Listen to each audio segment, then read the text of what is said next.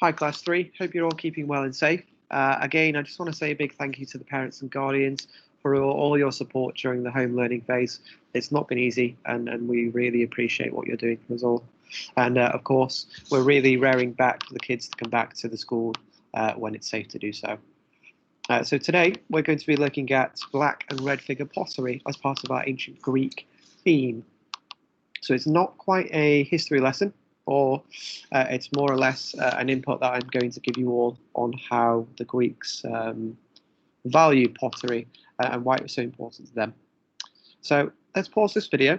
And before you do that, I want you to try and think about what's going on in the particular vases that we've got here. So we've got one on the left, which is our black figure pottery. And on the right, we have our red figure pottery. So look at the story and see what you can try and make out from this. So well done. Again, this is quite a difficult one because this is based on knowledge that you know. And this took archaeologists and historians many years to kind of figure out what was going on with this, with these vases. So as you can see, the Greeks were very articulate with how they wanted to detail their vases. So note the handles, the bottom of the vase as well. And then right in the middle, it looks like some sort of story is being told. And as we can see, these are the two Greek heroes, Achilles and Ajax. So the man on the left is Achilles, and the man on the right is Ajax. So these are two Greek heroes that we'll be looking at in our Trojan War lesson next week. So if we notice very quickly as well, they're also playing some sort of board game as well. So not only do we know that they were at war because of how they dressed, look at the helmets and the detail of the shields as well. We can also see that the Greek soldiers perhaps played games whilst they waited for battles. So before we start, I think it would be best to look at the label of a vase so that we know what to look for when we're going forward. So again, we've got the foot of the vase. We have the body, which is where the majority of the decoration of the vase is painted. We have the shoulder, the handles, the neck, and we have the lip. So let's have a look at this one first. So black figure pottery.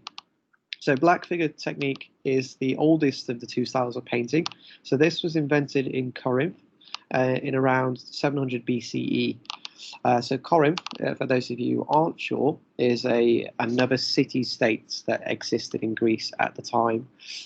So not only was it Athens and Sparta, but Corinth was also an influential city-state for its time. Another example could be Delhi as well, which is where the oracle used to be. And the oracle was a superstitious figure who helped try to predict the future for Greeks through the power of the gods. Many years later, we found out that was not the case. So again, before the painting, the surface of the pot was burnished and polished before it could be completely hardened out, just like we're seeing in this picture on the left. So the artist decided to add details such as folds in the clothing, which is very important, very time-consuming to do. And the eyes through an incision using a tool with a sharp point. So if you notice the eyes and the hands, you'll notice that this took a lot of detail to make those marks onto the actual the vase itself. And then of course, the other colours could be then painted over the darker slip, such as red, yellow, or white. So whilst we're on this one, let's have a look at this particular vase. So think back to your Greek gods and have a look at which ones you might want to recognize here. Yep, so well done. So let's have a look at the one on the left. So we know from many statues and from quite a lot of Greek myths is that Athena, the goddess of wisdom, is the female who is on our left-hand side. We can tell by her dress, and we can tell by her helmet as well. And then, of course, we also have the man on the right, which is Poseidon, and he is most recognized by his trident, which he's holding in his hand. And of course, this, for history, this shows that the Greeks were very, they held their gods to a very high value. and they were very superstitious as well. Back in those times, the Greeks had an ancient rule known as xenia, and that was where they had to treat all their strangers with good hospitality. So they had to be polite, they had to be very welcoming, and make sure that their strangers were well looked after, because if they didn't, they may have been punished by the gods.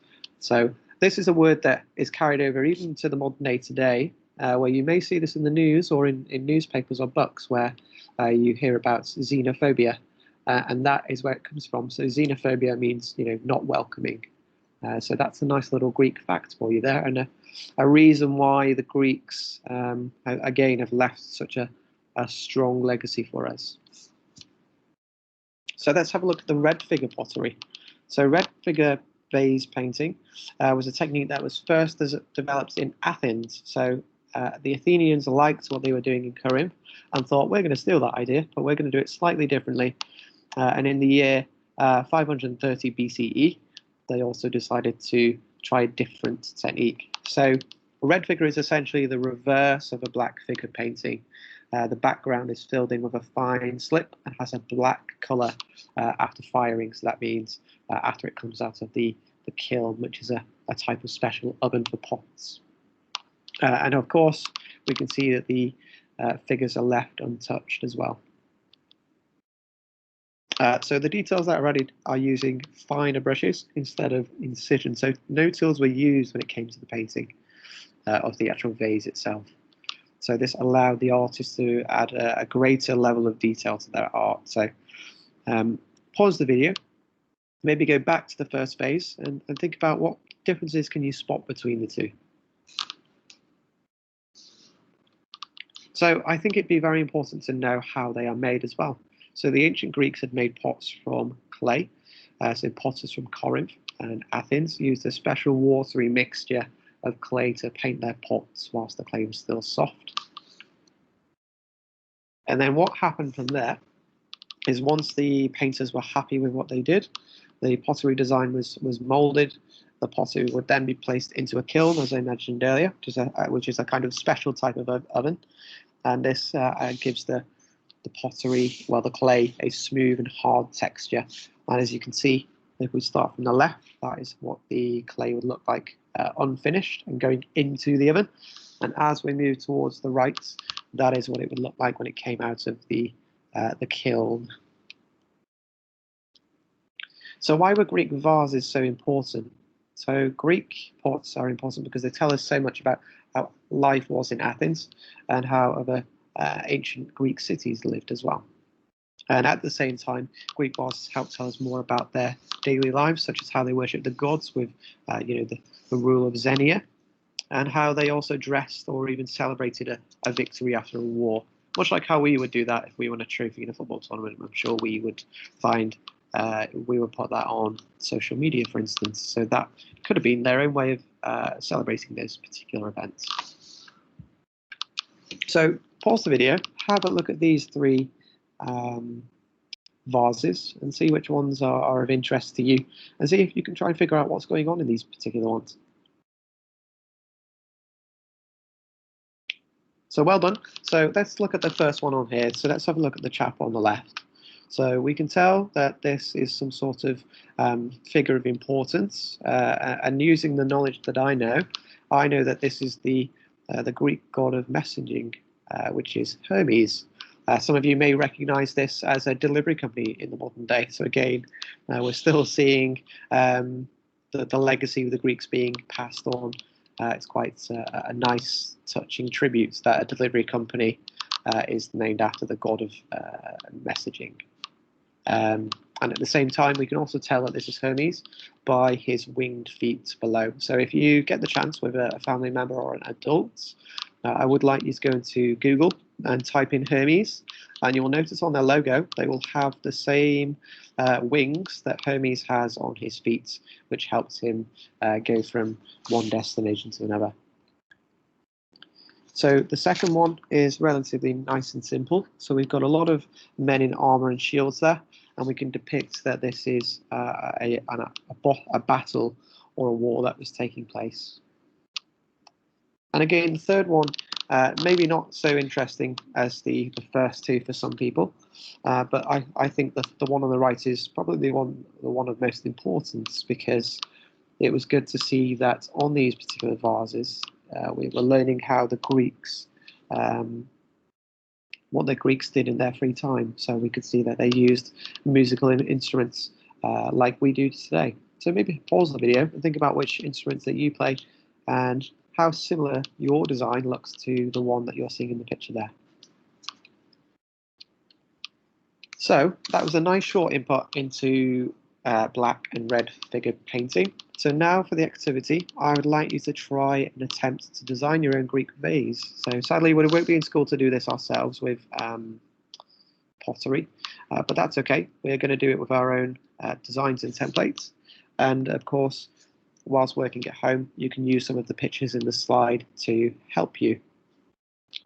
It might be good as well to think about the Greek myths that you did whilst working at home, or the ones that you've been listening to from the BBC website as well. And of course, for an optional task, I'd really love to know if you prefer black or red figure pottery and your reasons why you prefer those designs. So that's all from me, Class 3. That's our art activity for this week. So I really hope you've enjoyed the video, and I hope I'm really looking forward to seeing all your decorated vases as well. So take care.